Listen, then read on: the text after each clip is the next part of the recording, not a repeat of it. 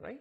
So for this we'll have to use the group by function, right?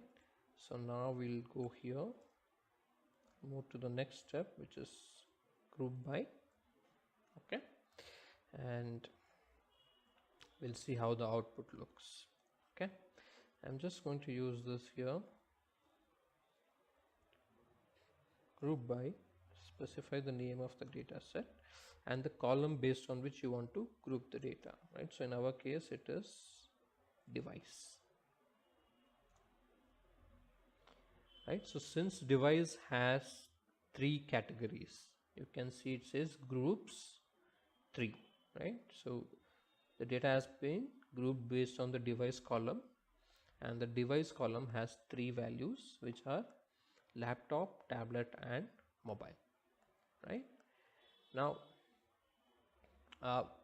for our case study, we want to do this grouping, but we want to do it on the ecom2 data set, right? So we'll do it as group by ecom2, and then you can group the data based on the device column, and the result from this operation we'll save it in a new data set called ecom3,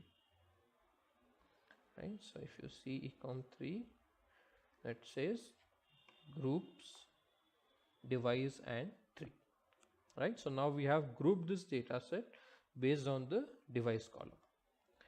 Now the next step is to compute the total order value and the total number of orders, right?